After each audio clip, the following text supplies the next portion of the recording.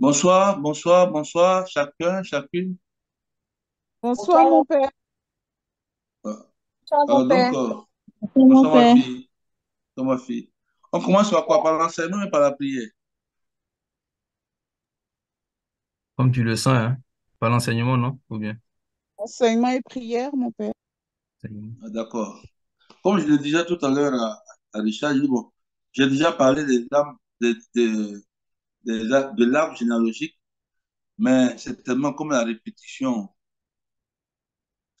et la répétition, c'est bien. Donc, c'est dans ce sens-là que je vais encore parler de cela. C'est-à-dire, aujourd'hui, il s'agit de la prière de guérison de l'arbre généalogique ou de la messe de guérison de l'arbre généalogique. En tout cas, il y a plusieurs noms, hein. Il y a plusieurs noms à cela, mais toujours est-il qu'il s'agit de l'arbre généalogique. On en parle parce que les uns disent que c'est une bonne chose, les autres disent que c'est une mauvaise chose. Donc, c'est objet de beaucoup de discussions au niveau même théologique.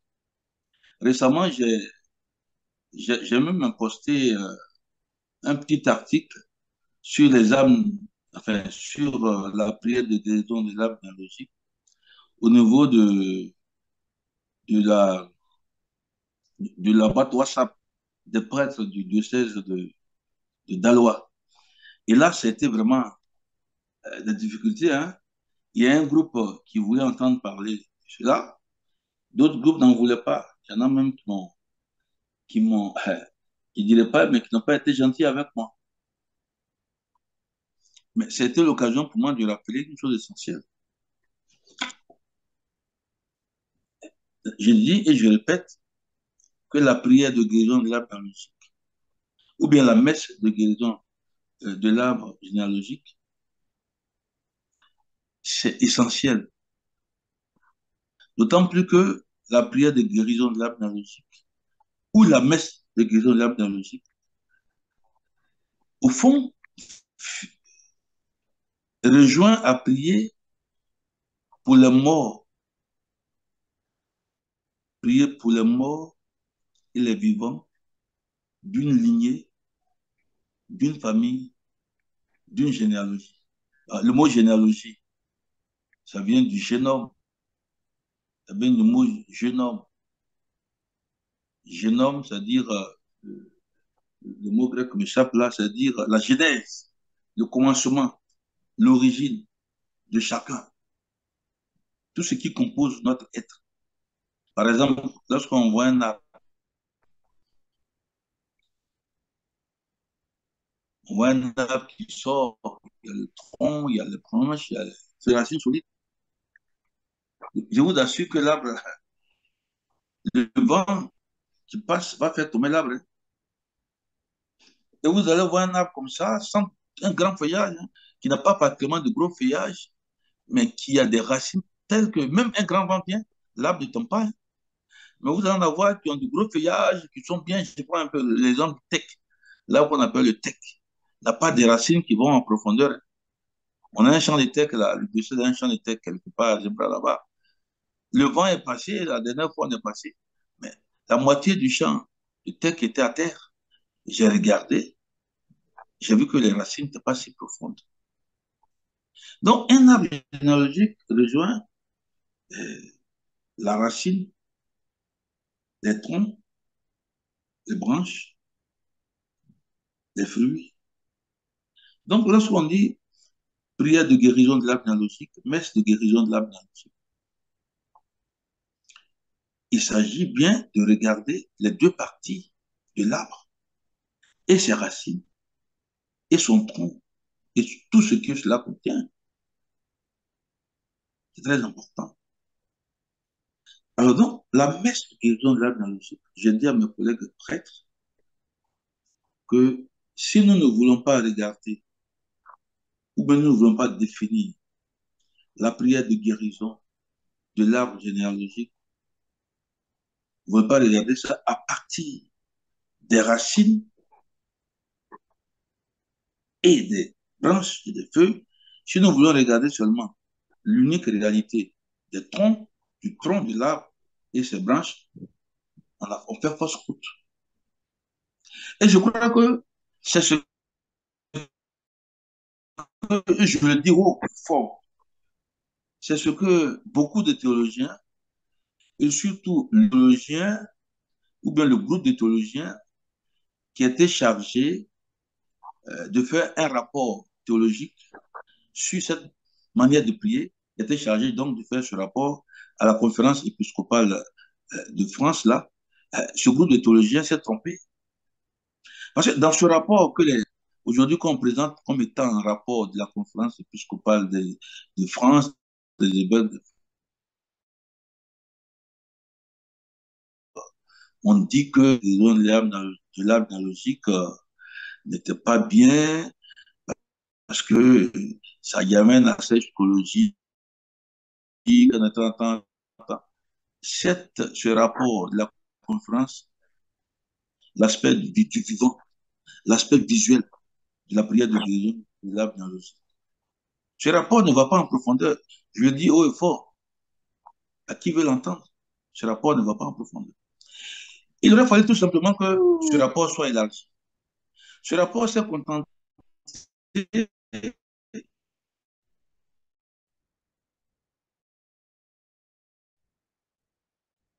de commenter le livre d'un prêtre, analyser ce livre seul et à tirer des conclusions en disant que la prière de guérison de l'âme liturgique met en cause le baptême. Non, la prière de guérison de l'âme liturgique ne remet aucunement en cause le baptême. Non. En quoi ça remet en cause le baptême? Ensuite, ce rapport des évêques s'est appuyé sur les arguments avancés par les protestants pour défendre la prière de guérison de l'âme analogique, pour aller contre la prière de guérison de l'âme analogique. Je ne sais pas si vous me comprenez. Que disent les protestants eux-mêmes de la prière de guérison de l'âme analogique? Ils disent que la prière de guérison de l'âme analogique est une prière qu'on fait au nom de Jésus, qui nous guérit, qui nous guérit euh, qu'on appelle ça là, des péchés, des fautes de nos aïeux et qui nous libère, qui nous guérit. Si on était infirme, on n'est plus infirme et patati patata. C'est-à-dire, quand il parle de la prière de guérison de l'arbre généalogique,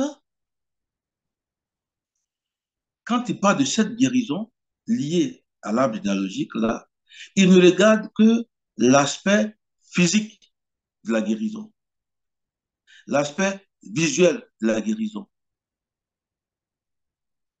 Mais, et c'est là tout le problème. Il ne peut pas regarder seulement l'aspect physique, corporel de la guérison de l'arbre généalogique. Donc, il devait aller en profondeur, analyser même le principe de la prière de guérison de l'arbre généalogique, en regardant l'arbre généalogique dans son aspect physique qui apparaît comme tronc et son aspect spirituel qui n'apparaît pas, mais qui est racine. Qu'est-ce que je veux dire? L'aspect physique qui apparaît comme tronc, c'est quoi? C'est moi, c'est vous, c'est nous qui vivons, qui sommes là, avec notre forme, notre beauté, nos faiblesses, nos limites, notre groupe sanguin, je sais pas, et tout ça. C'est l'aspect corporel qui apparaît de l'arbre généalogique. Mais l'aspect qui n'apparaît pas de l'arbre généalogique, ce sont les racines. Et les racines, c'est qui? Ce sont nos parents de faim. Ce sont nos grands-parents de faim. Ce sont nos aïeux de faim. Ce sont tous ceux qui sont partis et dont nous sommes héritiers. Par exemple, moi, je suis de taille 60, 1m76. Je ne suis pas mince, je ne suis pas gros non plus. J'ai une forme, j'ai une manière de faire, j'ai un caractère, J'ai des maladies qui sont dans mon génome, dans mes chromosomes. Mais tout ça, j'ai hérité de parents qui sont morts. La dernière fois, j'ai ma petite nièce, a dit, l'enfant de ma nièce qui habite avec, qui qui est chez ma grand-sœur. Et dans le salon, il y a la photo de mon papa quand il avait à peu près mon âge. Et quand tu regardes cette photo, c'est comme si c'était moi. Or, la petite qui a 4 ou 5 ans, quand bébé, elle dit que c'est moi.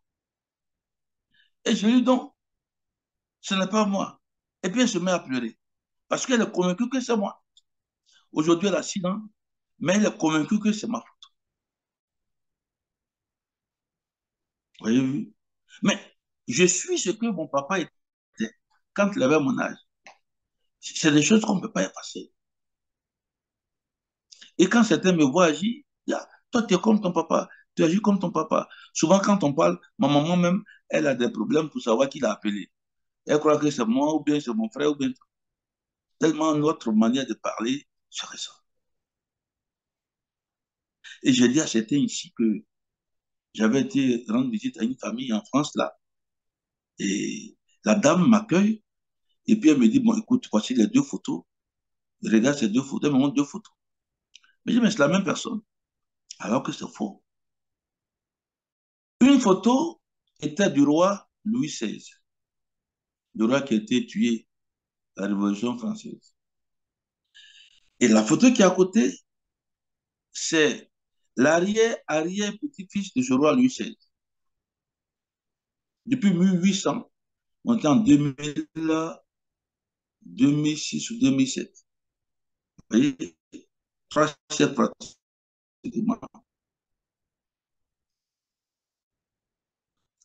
2 siècles, bon, 2 siècles, 3 siècles, bon. Voici Louis XVI, c'est son arrière-arrière-petit-fils. Tellement il se ressemble.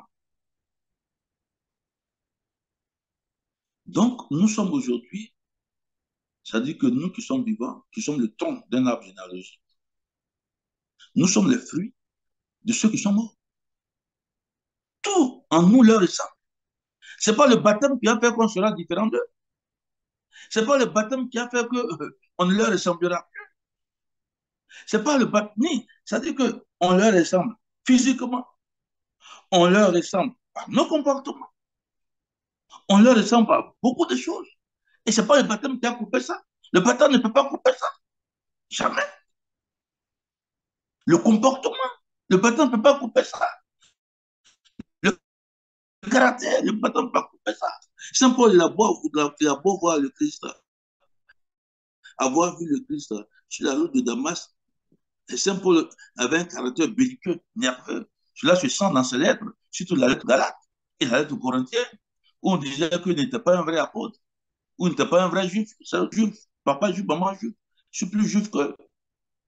Il commence à glaner ses titres par rapport à ceux qui disaient que lui était fautif. Mais Jean-Baptiste a vu le coup sur la route que tout à coup Saint Paul est devenu, je ne sais pas vous dire, un homme qui ne peut pas s'énerver. Alors, quand on parle des effets du baptême, que lorsqu'on parle de la prière de guérison de l'arbre généalogique, c'est comme si on remettait en cause les effets du baptême. Non, la prière de guérison de l'arbre généalogique ne remet pas en cause les effets du baptême. Donc, et je dirais, l'exorcisme que nous faisons, pourquoi on fait l'exorcisme? On fait le curé d'As, le curé d'As là, son, son directeur spirituel faisait des exorcismes sur lui. Son directeur spirituel faisait des exorcismes sur lui. Et beaucoup de saints, de saintes avaient bénéficié des prières d'exorcisme. Pourtant, ils étaient baptisés, pourtant, ils étaient prêtres, pourtant, ils étaient saints. C'est parce qu'on a baptisé que le diable ne peut plus avoir des effets négatifs sur nous. Et d'ailleurs, l'effet du baptême n'est pas immédiatement physique. Hein. C'est un sacrement. Comme dit saint Thomas d'Aquin, la consubstantiation, c'est un grand mot qui veut dire que lorsque l'Eucharistie, là, qui transforme le pain en vin, le pain garde toute qu'on appelle ça là, tous ces éléments de pain, mais maintenant il est transformé. Le vin garde tous ces éléments de pain, mais maintenant il est transformé. Alors donc le baptême ne nous transforme pas physiquement. On garde tout ce qu'on est. On est baptisé. Mais comme dit le même apôtre Paul, et tout comme le dit aussi l'apôtre Jean, ce que nous sommes ne paraît pas encore clairement. C'est eschatologique, une identité éternelle. Et c'est la mort qui nous fait entrer définitivement dans cette identité. Mais tant que nous sommes sur la terre, nous vivons avec le bon grain et l'ivraie. Tant que nous sommes sur la terre, nous vivons sous la menace du diable. Nous subissons les menaces de la maladie et de tout ce que vous voulez. Alors, pour redéfinir la prière de guérison de l'arbre analogique ou la messe de guérison de l'arbre analogique, il faut redéfinir cette prière de guérison de l'arbre analogique sous un aspect purement spirituel, eschatologique. C'est très important. Alors, ceux qui sont contre la prière et la messe de guérison de l'arbre analogique, ils disent, si quelqu'un est baptisé, on ne peut plus faire une prière de guérison de l'arbre analogique sur lui, parce que le baptême a effacé tous ses péchés. Ah bon? Oui, le baptême a effacé tous ses péchés. Donc, si le baptême a effacé tous ses péchés, il ne devait pas tomber malade. Hein. Il ne devait pas avoir des problèmes. Hein. Le baptême efface nos péchés. On est toujours en train de se confesser. Le baptême efface nos péchés. Mais l'Église catholique a créé la prière d'exorcisme. Et donc, la prière de guérison de l'arbre analogique est à mettre dans le même plat, c'est-à-dire que sur le même diapason que la prière d'exorcisme, que la prière de libération, que tous ces sacramentaux qui sont là pour soulager, pour ici et pour là-bas. Mais il n'est dit aucunement que la prière de guérison de l'arbre analogique ou bien la prière d'exorcisme ou bien les prières nous transforment de façon physique. Non. Si je suis arrière-petit-fils d'un blanc, je suis blanc. Si je suis arrière-petit-fils d'un noir, je suis noir. Si je suis arrière-petit-fils d'un homme qui était très vigoureux, je suis vigoureux. Si je suis arrière-petit-fils d'un homme qui était très gros, je suis très gros. Mais là, le baptême ne détruit pas ça. Et la prière de guérison de l'arbre analogique n'a pas la prétention de détruire non plus ça.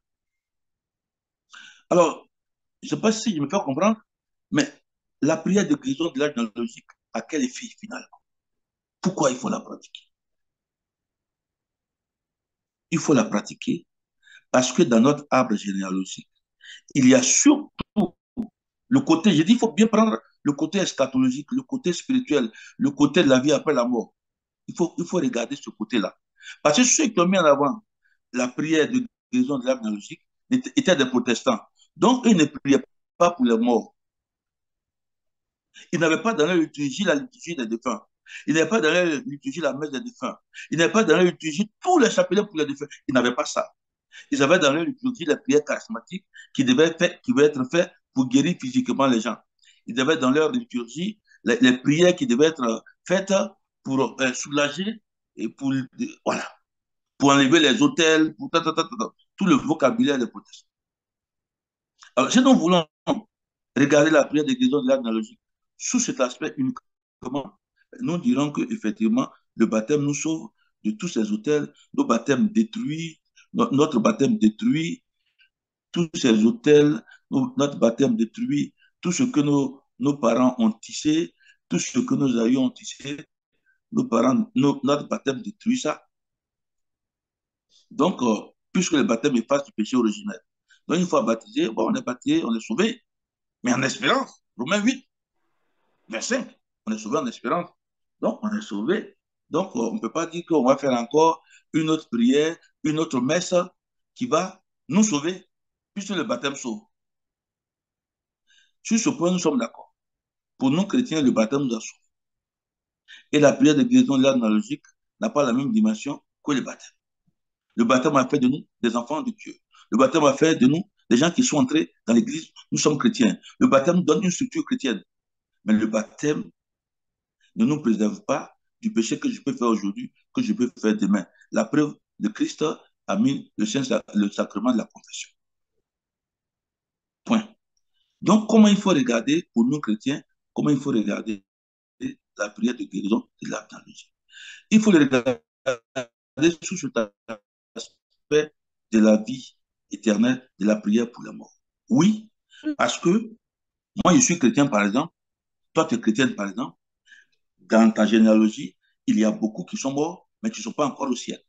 Pourquoi? Parce qu'ils ont lié des choses, ils ont attaché des choses, ils ont maudit des personnes, ils ont fait des péchés, ils ont fait des enfants bizarres, ils ont, ils ont fait des avortements, ils ont fait toutes sortes de péchés et ils sont de l'autre côté.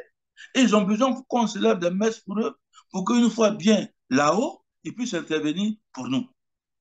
Alors, donc, si on prend la prière de guérison, la messe de guérison de l'arbre généalogique, sous un aspect de prière pour les défunts de sa famille, de prière pour ses aïeux défunts, de prière pour ses grands-parents défunts, si on prend la prière de guérison de l'arbre généalogique, sous cet aspect de prière, une messe de guérison de l'arbre généalogique. Et en ce moment-là, quand tu prends le tableau qu'on appelle le génogramme, je ne sais pas comment on dit là, de ta famille, donc on prie pour tous ceux qui sont partis. Les aïeux sont déjà tous morts. Mais parmi tous ces aïeux qui sont morts là, il y en a qui ont lié des choses.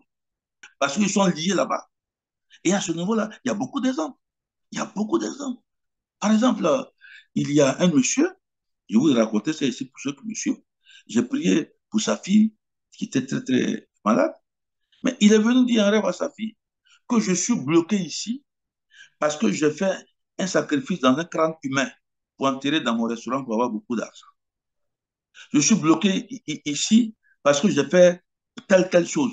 Dis au Père de célébrer des messes pour moi, d'aller prier dans mon restaurant pour détruire tout ça là, pour que je sois bien là-haut.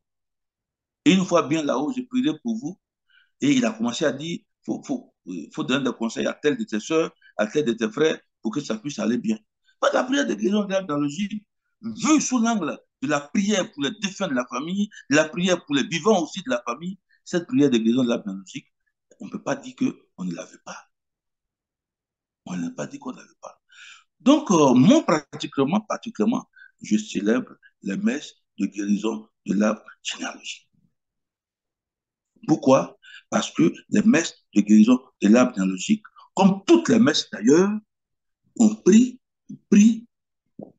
toutes ces messes-là, permettez-moi cette tautologie, toutes ces messes sont efficaces pour les morts et les vivants d'une généalogie, d'une lignée donnée.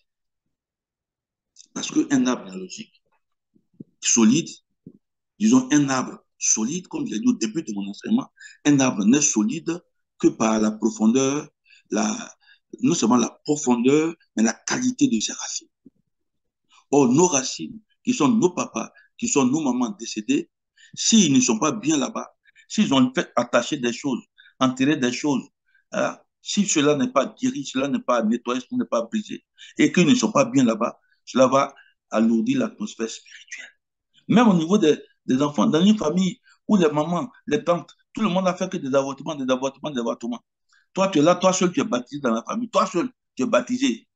Tu crois que toi seul baptisé là, si tu ne fais rien pour que les prières puissent avoir un effet sur tout ce monde-là, tu crois que tu peux toi seul là rester dans les manières et puis être à l'aise? Donc, la prière de guérison de l'arbre généalogique a pour effet de purifier sa maison, de purifier sa maisonnée, de purifier sa généalogie.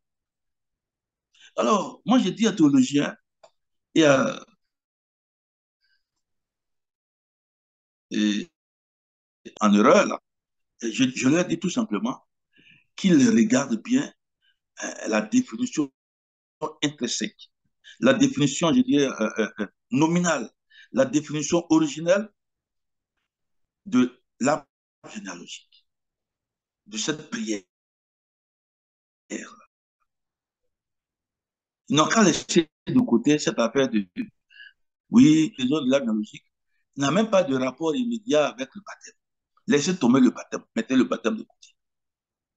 Et regardez la prière de guérison, la messe de guérison de l'âme généalogique, regardez-la comme une prière d'exorcisme. Regardez là, cette prière, regardez-la comme un sacramental. Je dirais comme un sacrement. Voilà. Donc, j'encourage. Je vous encourage, vous tous de l'autre côté, à prier pour vos parents de faim, à prier pour vos aïeux de faim. D'autant plus que Saint Augustin a dit que moins tu partais à l'église, plus tu auras besoin de messe pour ta délivrance. Et plus tu partais à l'église de ton vivant, moins tu auras besoin de messe. Parce que les messes célébrées ici, les suffrages donnés ici, sont déjà comme quelque chose que tu as mis en banque qui te sera bénéfique une fois là-haut. Mais nos aïeux, qui ne connaissaient pas d'église, qui vivaient clopant avec la droiture de leur conscience. Beaucoup ont fait des choses aujourd'hui. Et comme il est dit en Apocalypse, rien n'est tué ni enterré. Ceux-là, ils ont besoin d'être purifiés pour entrer au ciel. Moi, ma grand-mère est venue me dire qu'elle n'est pas encore allée au ciel. Parce que c'était une vraiment grande féticheuse. Hein. Elle dit, moi, j'ai prié pour les autres, de prier pour elle aussi. Mais moi, j'ai dit, mais toi, tu ne partais pas à la messe. Donc, je ne prie pas pour toi. C'est là, là, me dit non, qu'elle a besoin de messe. Et j'ai prié pour ma grand-mère. Après, elle est venue me dire merci. En priant pour ma grand-mère, je prie de façon indirecte pour mon arbre généalogique. Donc, vous verrez des prêtres qui vont comme des perroquets, je les appelle des perroquets. Parce que c'est la conférence épiscopale de France qui a dit ça.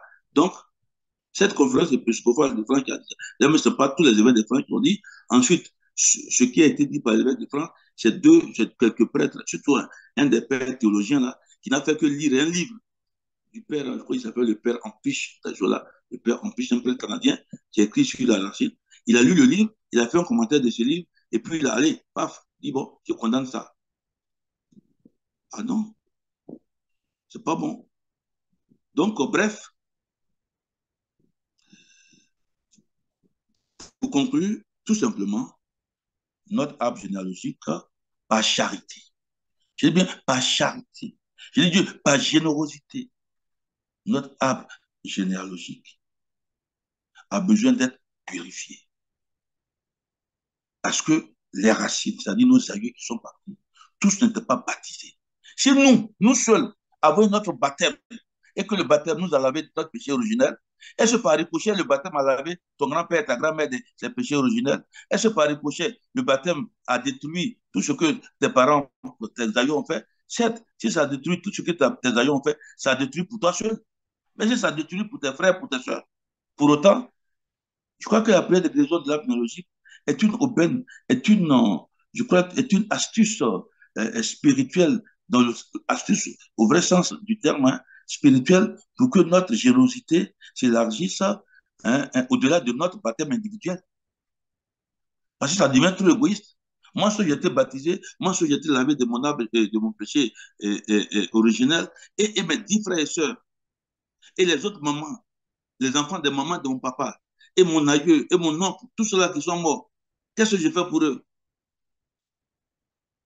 Parce que le baptême m'a délivré moi seul de mon péché originel, mais et les autres?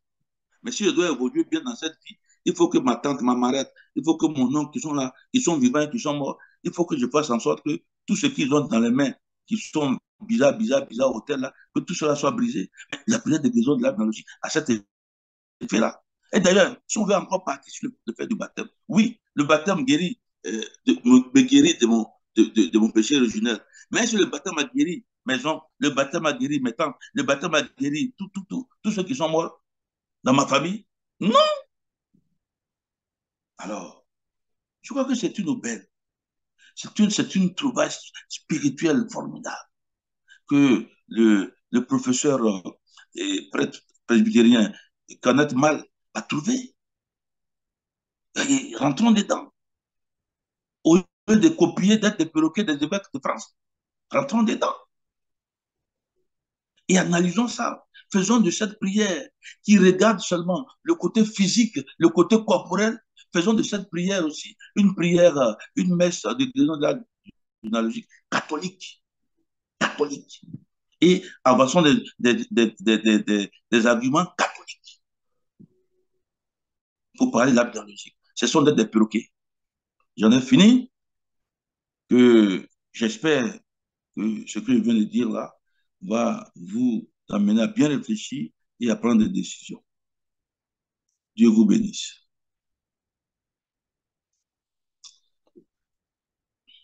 Amen. Amen. Merci, mon père. Merci, merci. Est-ce que nous avons des questions? Ceux qui ont des questions peuvent les poser. Merci beaucoup. Merci beaucoup, mon père. Merci.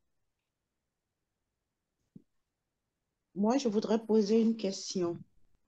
Mhm. Bonsoir, Padre, c'est Valentine. Ah, ma chère Valentine. Oui, Padre, ça va. On Valentine, à avait eu savoir. affaire. Ah, d'accord, il a retenu.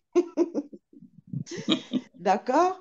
Mon frère, vous vous souvenez qu'on a eu affaire déjà à une prière de guérison des labs, mon frère et moi, quand on était chez vous là-bas. Tout à fait. J'aimerais savoir, la prière elle se fait une fois ou bien combien de fois hein, pour être rassuré ou je ne sais pas. Tant que, À tant que combien, nous, tant que nous sommes dans oui, l'histoire, tant que nous oui. sommes sur la terre des hommes, le bon grain et Mhm, l'ivraie poussent ensemble. Tu arraches, il mhm, repousse. Tu arraches, il repousse. mhm, On ne peut pas rester dans l'histoire et se déclarer saint. On ne peut pas rester dans l'histoire. On ne peut pas rester dans l'eau et dire que c'est fini. Bon, c'est fini. Non. Il faut qu'on arrive d'abord à la rive étrangère et puis ça sera fini. Donc, si nous mettons la prière de guérison de l'âme dans le logique sur le même pied que un sacrement, lorsqu'on l'a fait comme une messe chrétienne catholique, c'est un sacrement, mais le sacrement se répète. Certains sacrements se répètent, comme le sacrement de l'Eucharistie. Certains sacrements, comme le sacrement de l'ordination du mariage, ils ne se répètent pas, c'est vrai, mais à chaque anniversaire, on renouvelle les vœux. Les prêtres, tous les ans, le mardi saint, euh, euh, vont renouveler leur engagement sacerdotal par une messe célébrée et par les mêmes engagements qu'ils font. Vu sous cet angle-là, une messe de guérison de l'âge dans le cycle, elle ne peut pas suffire. Parce que tant qu'on est en pèlerinage, il faut toujours passer le diable ne dort pas. J'espère que d'accord. vous avez compris bien la réponse. Oui, j'ai compris. À la Donc, limite, tu cela peux veut dire, dire que bon, mhm, chaque année, on peut renouveler. tu peux renouveler, tu peux renouveler. D'accord, j'ai compris, mon père. Et nous, les prêtres, nous C'est sommes ça là ma pour question. ça. D'accord, mon père, c'est compris. Merci. Mhm.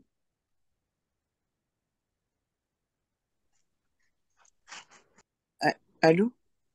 Allô? Bonsoir mon père. Bonsoir, bonsoir, ma fille. Euh, Daniel, une question, c'est la première fois que je participe à la session. Ce que je souhaiterais savoir, est-ce qu'une messe ordinaire peut faire office de messe de libération? C'est-à-dire, on fait la demande de messe normale ou alors il y a des paroisses sur lesquelles ce type de messe sont organisées, de sorte à ce que peut-être toute une famille puisse participer. Voilà. Cette messe-là, vu que au niveau théologique, il y a un groupe qui est pour, il y a un groupe qui est contre, alors c'est le groupe qui est pour qui s'élève. Et donc, parmi les prêtres, il faut savoir qui veut célébrer cette messe, qui est pour cette messe, qui y croit. Ça, c'est le premier truc. En général, des prêtres comme moi, des prêtres des communautés, je sais par exemple, les prêtres des communautés des béatitudes célèbrent ça. Ils célèbrent ça pas en France, mais en Côte d'Ivoire, où tous les évêques ont donné l'autorisation. Je sais que les prêtres de la fraternité Saint-Jean font ça aussi. Mais en tout cas, ce n'est pas tous les prêtres qui le font. On peut pas, donc, on ne le fait pas de la paroisse de façon ostentatoire. C'est des messes privées qui sont faites pour telle ou telle famille par des prêtres qui le font, mais qui le font. Donc, et cette messe-là, elle est quand même particulière parce qu'elle demande une démarche particulière. Ce qui fait que tu ne peux pas aller à ta paroisse pour dire que une paroissienne demande la messe de guérison de son âge logique. Tu ne verras aucun prêtre lire ça en lambon comme intention de messe.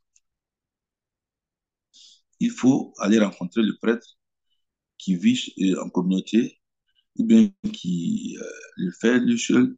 Et puis voilà. Par exemple, si tu veux, par exemple, que je fasse, on le fait, on se rencontre, j'aime bien causer parce que souvent il y a des choses, on se rencontre, tout. On initie ça. Donc vous le faites comme vous le faites en groupe comme ça. Je viens de faire donner un enseignement en groupe comme ça. Et puis, ce groupe-là aussi, il y a on renseigne des fiches. On renseigne des fiches. Et tu mets ton nom, ton papa, ta maman, tant. Si tu te rappelles des hôtels, des fétiches adorés, tu écris. Donc, c'est par rapport à tout ça là que le prêtre fait la messe.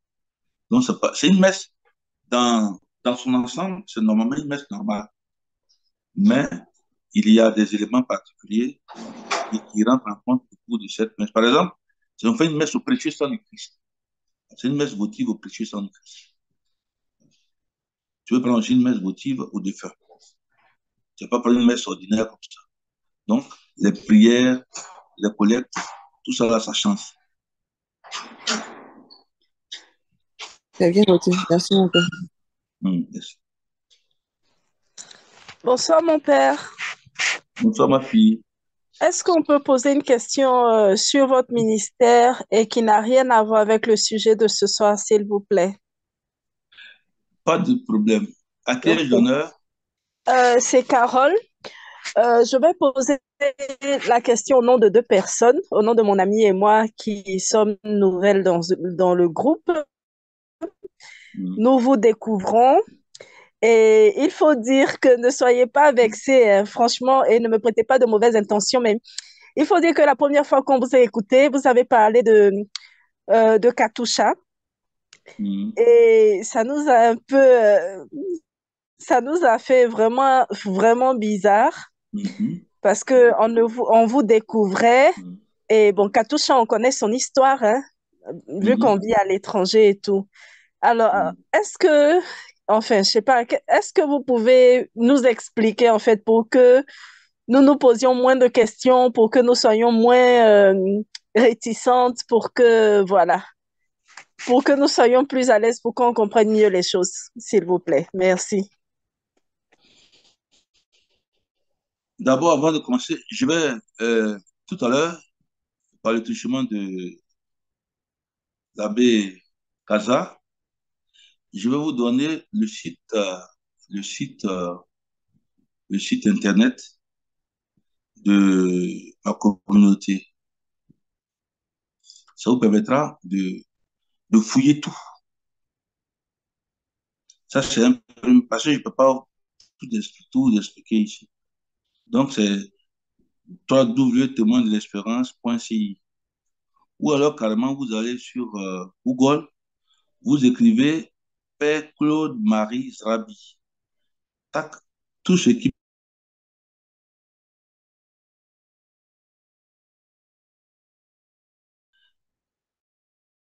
vous allez aller sur le site internet.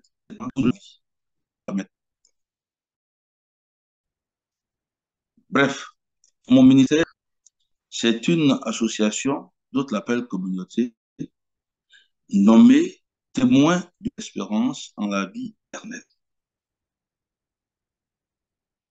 Mon ministère, pour on puisse soulager les gens qui rêvent. Je ne rencontrais que ces gens de personnes. Mon père, j'ai vu tant. Une fois, par exemple, j'étais professeur haïtien, hein, j'enseignais un peu au séminaire des aînés là-bas. Il y a une qui est venue, je vous dis, elle dit qu'elle a rêvé en rêve. Il y a un animal, quoi, une panthère, mais ce n'est pas un chien qui est venu coucher avec elle en rêve. Elle se réveille, elle était égratignée par. Elle m'a montré, bon, elle ne m'a pas montré son set, elle m'a montré un peu sur ses cuisses, les plaies qui étaient là. Et puis je la voyais quand. Non, il y a trop de choses. Quelqu'un qui rêve en songe, on le frappe, il se réveille, il est blessé. Quelqu'un qui rêve en songe, en pleurant, il se réveille, il est en train de pleurer. Des choses comme ça, j'ai dit, mais il faut quand même qu'on puisse remédier à ça. Et de fil en aiguille, j'ai commencé à faire des recherches. Comment délivrer d'abord ces gens de personnes qui sont possédées. J'ai commencé à lire avec les béatitudes. Là, je suis tombé sur Gabriel Yamort, l'exorcisme en chef du Vatican. Ces deux livres, un exorcisme raconte, nouveau récit d'un exorcisme, deux livres qui m'ont vraiment formé. Donc, ça m'a mené à faire maintenant les prières d'exorcisme. Et je me trouvais devant des cas où des gens faisaient des rêves. C'est ainsi que j'ai fait la délivrance d'une fille qui était carrément possédée. Et au cours de son exorcisme, son papa qui était mort 14 ans plus tôt est intervenu et elle m'a conseillé de faire la prière que je vais vous faire tout à l'heure. À l'époque, je la faisais en français. Il dit, il faut continuer, ma fille est guérie. Elle va guérir. Il a dit beaucoup de choses sur moi. En ce moment, je voulais vraiment faire. Il a dit de continuer ce que je vais faire est bon. Et que je n'allais plus repartir à Louvain-la-Neuve en Belgique où j'avais étudié la théologie, que j'allais rester ici. Non, je n'allais plus aller plutôt au Canada, que j'allais rester ici. Ce qui s'est passé. Beaucoup de choses. Et pendant que j'étais encore en train d'étudier à l'UQAO, le ministre Albert Vanet Bitra meurt. Il vient parler à son épouse de me rencontrer et de l'aider à quitter son veuvage, d'escorter son corps, d'aller à la morgue, parce qu'à la morgue, les corps sont maltraités là-bas, de prier, tout. C'est ce que j'ai fait. Je ne vais pas dans le détail. Et quelque temps après, Katoucha est morte. Katoucha Niane est morte. Et elle est venue voir Madame Vanet, la femme du ministre, là, pour lui dire, de dire au père, à moi, de ne pas me moquer d'elle, de ne pas me foutre d'elle, parce que je disais que, et elle, et Michael Gerson, tout ce monde-là, ils entraînent la jeunesse dans les mauvaises choses. Elle a dit oui, effectivement, elle était lesbienne, elle était homosexuelle, elle était tout ce qui était mauvais, elle a pris la drogue, tout. Elle était musulmane. Mais Dieu regardait son cœur. Et Dieu travaille toujours avec les gens qui sont mauvais. Elle a dit, on ne m'aimera pas, on ne me comprendra pas. Mais Dieu a toujours travaillé avec les mauvais pour qu'ils deviennent bons. Que ton histoire, votre histoire, c'est mon histoire. Elle a commencé à dire que l'humanité, elle a commencé à parler de la guerre qui se déroule actuellement en Israël, la guerre qui s'est déroulée en Syrie, la guerre qui se déroule en Ukraine. Elle a parlé du Yémen. Le Yémen n'a pas encore entré en mouvement, mais elle a parlé du Yémen. Elle a parlé de Laurent Gbagbo qui allait revenir. Elle a parlé de la libération de l'Afrique, du panafricanisme. Elle a parlé du renouveau dans l'Église. Le renouveau charismatique a carrément perdu son repère parce que le renouveau dont on parlait, ce n'est pas un renouveau pour venir créer une nouvelle Église dans l'Église, mais c'était plutôt de ressusciter le latin, de revenir à ce que l'Église avait fait auparavant. Parce que l'Église est entrée dans des transformations qui ont perdu l'Église. Aujourd'hui, on parle de il faut accepter les homosexuels, il faut accepter les transsexuels, il faut accepter... Finalement, on va accepter ceux qui ont marié 3 femmes, 4 femmes, 5 femmes. On va tout mélanger dans l'Église. Elle a dit l'Église, il faut que l'Église... Il dit, mais toi, tu es musulman et puis tu parles comme ça. Et elle dit, ici au ciel, il n'y a pas d'Église catholique, il n'y a pas d'Église ceci, cela. Ici, on connaît que l'amour du Christ. Parce que sur la terre, c'est la seule religion où le Dieu compris, on ne tue pas pour lui, mais lui seul est mort pour l'homme. C'est cet amour-là qui nous sauve. Que tu sois bouddhiste, que tu sois comment, c'est l'amour du Christ seul qui nous sauve. Et ça rejoint le Christ quand il dit, je suis le chemin, la vérité et la vie. Et il a dit beaucoup de choses que je ne peux pas vous dire ici, mais qui sont en train de se dérouler. Et il a dit que l'humanité sera changée tant que l'humanité sera par l'Église, par les prêtres. Et que l'Église catholique a un discours qui sauve l'humanité.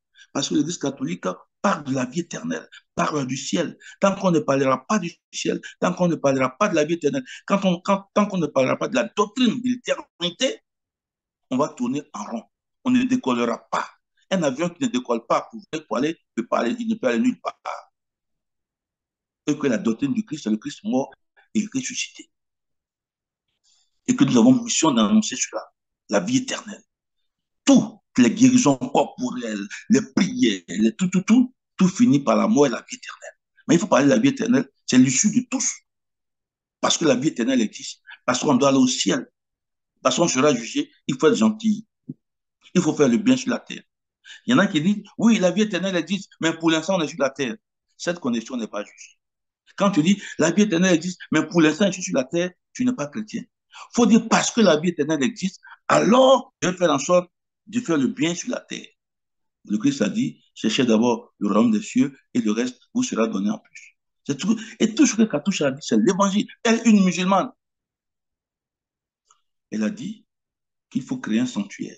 C'est dans ce sanctuaire, autour de ce sanctuaire, que ces idées vont être développées. Mais pour l'instant, priez pour les les responsables, les gouvernants mondiaux, prier pour les responsables religieux, afin qu'eux tous conjuguent le verbe de l'éternité. Il n'y a que ça qui sauve. C'est là mon combat. Nous sommes actuellement, on a pu avoir les papiers pour le terrain. On a réussi à avoir un terrain de 11 hectares, 10 à 11 hectares. Nous allons établir un sanctuaire. Et elle a dit de construire le sanctuaire à l'ancienne. Comme les églises sont construites à l'ancienne. Quand vous allez à Rome, les églises sont construites à l'ancienne, avec l'autel au fond, parce que l'église va revenir à cette manière de faire au latin. C'est ce que nous allons faire. Il faut revenir au latin tout. Et c'est ce que je fais. Voilà. Donc, quand je parle de Katusha, elle a dit que ça allait choquer les gens. Mais justement, c'est en choquant les gens que les gens vont comprendre. Parce que personne ne veut choquer. Je dis à mes paroissiens à chaque fois, dis à ton voisin, je vais mourir bientôt. Mais effectivement, c'est vrai. Tant qu'on ne parlera pas de la mort comme étant un passage vers la vie éternelle, Saint Ambroise a dit, la mort ne doit pas être pleurée parce qu'elle est cause de notre salut. Le Christ est venu pour apprivoiser la mort. Le Christ est venu pour nous habituer à la mort comme chemin. Mais nous, les hommes, on ne veut pas. On veut toujours avoir peur de la mort. Mais tant qu'on aura peur de la mort, on aura peur de critiquer. On aura peur de dire la vérité aux hommes politiques. On aura peur de dire la vérité à nos paroissiens. Parce que si on n'a pas peur de la mort, on a peur de l'argent. Si on n'a pas peur de la mort, on a peur du matu vu. Si on n'a pas peur de la mort, on a peur des titres. Parce qu'on ne veut pas qu'on nous arrache notre titre de général. On ne veut pas qu'on nous arrache notre titre d'évêque. On ne veut pas qu'on nous arrache notre titre de ceci. Et ce sont les biens matériels qui vont embellir notre vie de chrétien. Malheureusement, une certaine branche, je dis bien une certaine branche du mouvement charismatique est entrée dans cette guérison corporelle, cette richesse matérielle qui finalement fait perdre l'Église. Parce que finalement, les francs-maçons offrent quoi? Les francs-maçons offrent quoi de plus? Ou bien vous offrez quoi de plus que les francs-maçons? Le franc-maçon offre la voiture, le franc-maçon offre les biens, le franc-maçon offre les titres, le franc-maçon offre tout. Et vous, c'est ce que vous offrez aussi? Mais le franc-maçon ne peut pas offrir la vie éternelle. Le franc-maçon ne peut pas offrir le jugement éternel. Le franc-maçon ne peut pas te délivrer de la mort pour aller à la vie éternelle. Finalement, si on y prend garde, et j'ai vu des bergers des grands bergers, sont devenus des animistes parce qu'ils ont tout fait, ils n'ont rien eu, puisque c'est ce qu'ils cherchaient. Or, quand tu es dans l'église, tu meurs pauvre, mais une pauvreté relative, parce que choisi, comme le Christ, comme la Vierge Marie, comme les 12 apôtres. Voilà le véritable renouveau dans l'église. Et en regardant la vie éternelle comme ça, on peut partager, on peut aimer, on peut prier gratuitement pour le bien de l'humanité, on peut gêner pour le bien de l'humanité, on peut se priver de nourriture pour le bien de l'humanité. Mais non, si on ne raisonne pas comme ça, on va gêner pour avoir l'argent, on va donner des dîmes pour avoir des milliards. Voyez-vous, malheureusement, un certain groupe du mouvement charismatique est dans cela, à Abidjan partout. Regardez un peu, dans le quartier d'Abidjan, Angré, Cocody, ils revoient 90% de tous les mouvements, de tous les groupes de prière. Oh, c'est à Bobo, il faut aller. C'est à Bobo, il faut aller. C'est dans ce tour-là qu'il faut aller. Moi, j'ai quitté Abidjan, hein. Je suis venu ici. Je suis curé de ma parole, dans mon village. C'est là-bas que je vais terminer ma vie. J'aurais pu rester à Abidjan. Des propositions sont faites. J'aurais pu enseigner peut-être au grand séminaire ou bien à l'UKO partout. Parce que pour enseigner là-bas, il sait comment il faut. Il faut blaguer les autres, il faut blaguer les supérieurs. Mais moi, je ne blague pas les supérieurs. Je leur dis ce que je pense. C'est le Christ seul qui est mon censeur. C'est lui qui veut m'élever. Bon, bref, voilà le père de Rabbi. Tu peux compléter là, à travers, en allant sur Google, tu mets Claude Marie Rabbi, puis tu verras. Donc, ce que je fais, c'est dangereux, mais je m'en fous. Je dis ce qu'il faut à mes évêques. Je dis c'est plutôt à la conférence. Tout à l'heure, j'ai parlé de la conférence épiscopale de France. Certainement, ils vont écouter, mais je m'en fous, parce que ce que je dis est vrai. Ils ont confié une affaire sérieuse à un théologien, je ne le connais pas, mais j'ai un ami théologien, tu le connais très bien, qui m'a dit que celui-là, on ne sait pas pourquoi on lui a confié une affaire si sérieuse. Et il a fait, c'était en 2000, je crois, en l'époque, c'est en 2000, combien là? C'est en 2004, 2005. Il a fait un rapport, papa. Les évêques n'ont même pas lu, n'ont même pas analysé, ils ont balancé ça. Parce qu'ils sont conférences épiscopales de France. Tout le monde les suit. Moi, je ne suis pas comme ça. Hein. Bref, je ne sais pas trop, c'est comme si je voulais me lancer. Mais voilà un peu ma fille. le père de la Bible. Si je te choqué encore, donne pardon. Non, mon père, ne vous inquiétez pas. T'inquiète. Oh, la classe. OK, Donc, c'est fini. Mhm. c'est bon. C'est bon. Est-ce qu'il y a d'autres questions? Tu avais fait sortir le lien là. Oui, Vas-y, oui. tu as fait Si, sortir le lien là. oui, j'ai fait sortir le lien. J'ai mis le lien du site des Voilà, témoins de voilà, l'espérance. s'il te plaît. Ah, Chacun l'aura normalement en discussion sur le Zoom et aussi par WhatsApp. Nous l'aurons aussi sur la plateforme. Pas de problème. Voilà. Et d'accord.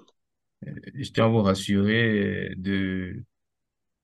je vais dire, en ce qui me concerne, si je dois rendre un témoignage par rapport au Père Rabi, c'est pas fort, c'est pas pour lui lancer les flèches, c'est surtout la question de l'authenticité. Vous voyez, j'ai eu la chance d'étudier chez les Jésuites. La Providence a voulu que je fasse mes années, mes classes là-bas, dans l'église. Euh, Tout le monde sait qu'il n'y a pas plus critique que les Jésuites. Il n'y a pas plus relativiste. Il n'y a pas plus tout. Et puis, ils ont un nom, on va dire, plus ou moins l'élite et autres. Mais mon passage chez les Jésuites m'a permis plus ou moins aussi de pousser l'esprit critique, de chercher les choses en profondeur. Et cela m'a conforté aussi dans le regard que j'ai toujours eu sur le ministère du Père Zabi, qui est un ministère que je considère authentique. Nous, on a l'habitude de côtoyer des aînés dans le ministère, dans les sacerdoces, mais je vous assure que j'ai pas croisé assez de poètes qui ont eu une influence positive comme ça sur moi. Une influence qui nous donne envie, et même avec mon frère, le père innocent aussi, hein. On partage plus ou moins ce même regard-là. Voilà. Donc, toujours, on a besoin de modèles. On a besoin de modèles d'aînés qui nous aident à aller plus loin, à oser.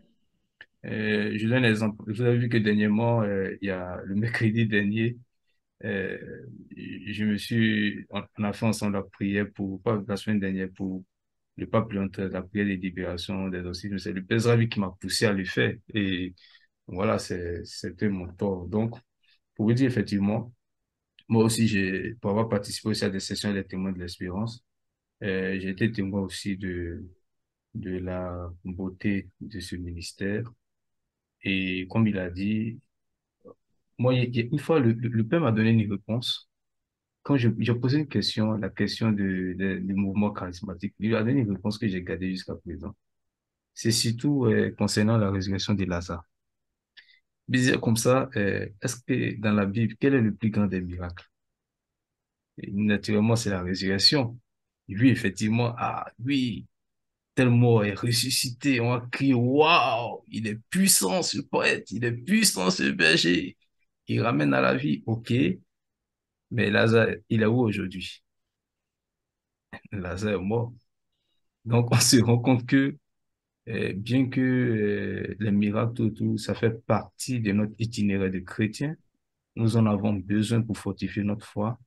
Mais une chose que nous ne devons pas oublier, c'est qu'il y a une preuve que nous réussissons tous, que nous allons réussir tous, c'est la mort. Qu'on le veuille ou pas, nous tous, nous allons mourir. Ça, c'est une vérité qui traverse toutes les religions, qui traverse toutes les langues, les ethnies, les athées. Nous tous, on sait ça là. Et c'est en ce moment-là qu'on se rappelle tous de notre humanité. Donc, effectivement, le Père a raison. La question de, je ne suis même pas bien placé pour dire le Père a raison parce qu'il est maître en théologie. Qui suis-je moi pour parler de raison autre, mais je ne suis que, voilà, c'est l'esprit critique qui me pousse comme ça, effectivement. Malheureusement, aujourd'hui, c'est dommage de voir que nous, chrétiens, on a tendance on ne se concentre pas sur l'essentiel. C'est-à-dire, le monde a réussi, le diable a réussi à nous plonger dans l'illusion du monde. Cette illusion qui nous pousse, qui nous conduit, qui nous donne de nous accrocher au matériel vaille qui vaille, jusqu'à oublier l'essentiel. Or, vous voyez, vous allez voir les tests, l'évangile du jour, les tests que nous parcourons, nous ramènent à la fin des temps. À la fin des temps, le Seigneur nous il dit, le royaume des cieux est tout proche. Il y aura un jugement dernier.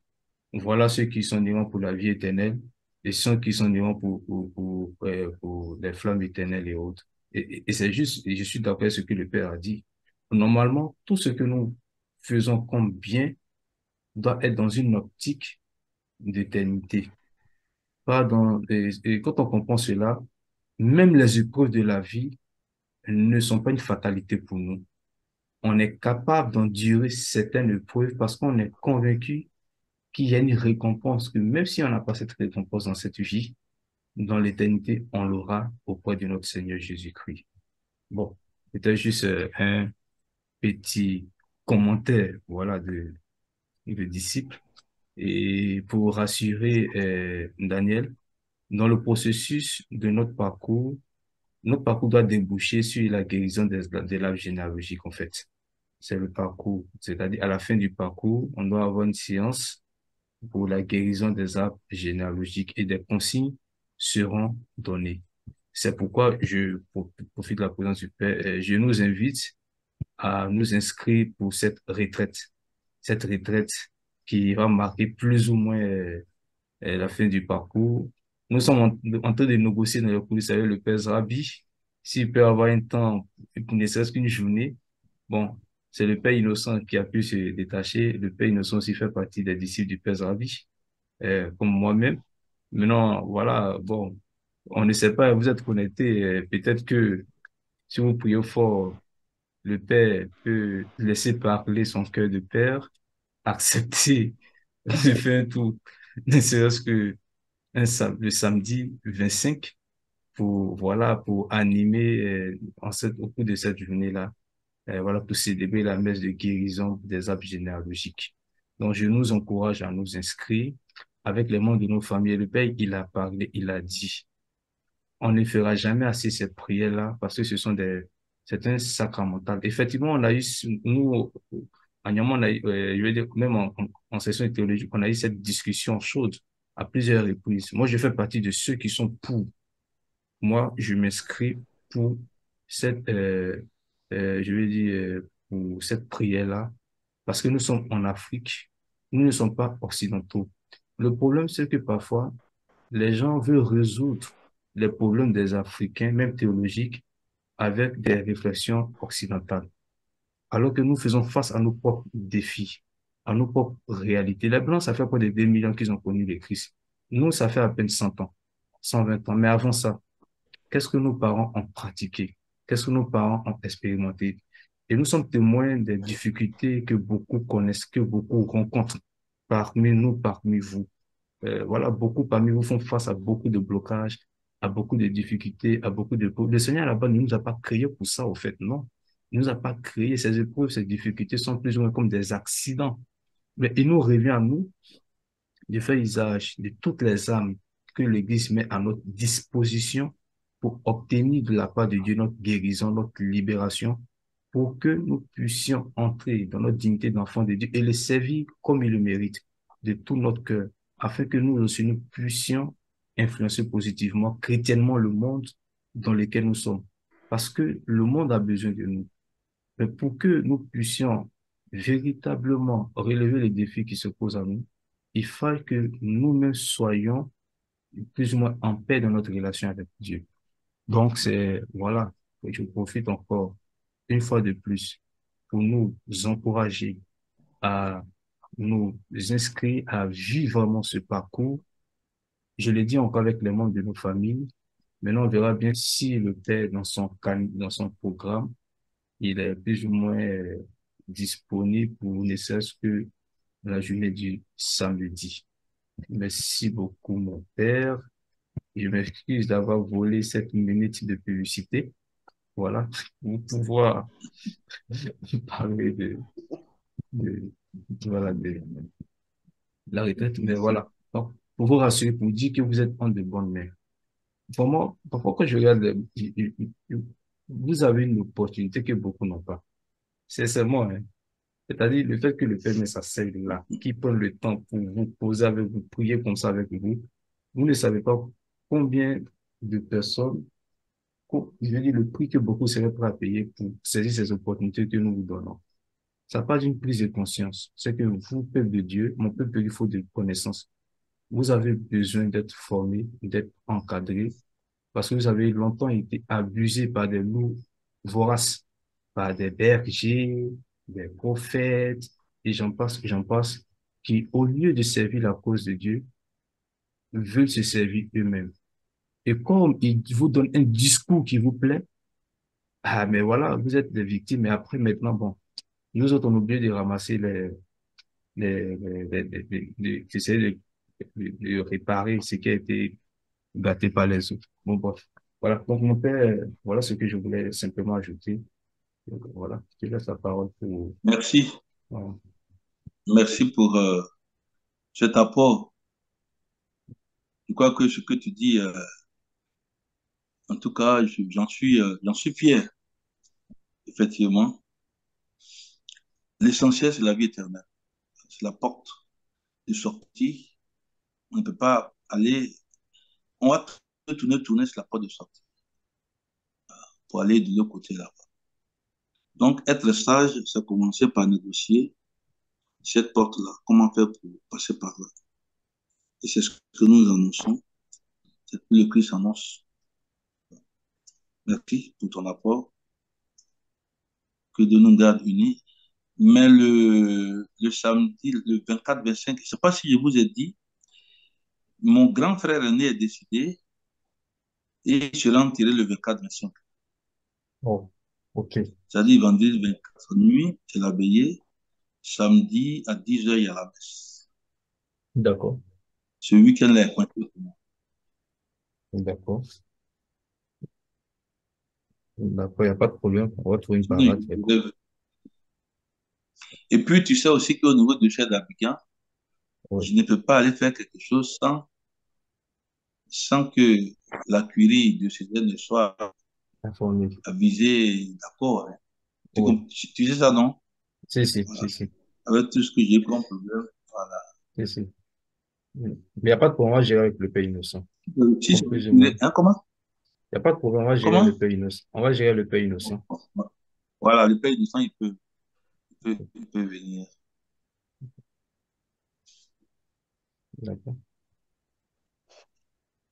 D'accord. On peut faire la prière, s'il vous plaît. Hmm. Vous allez vous mettre devant une image sainte, devant une croix, une statue, en tout cas une image sainte.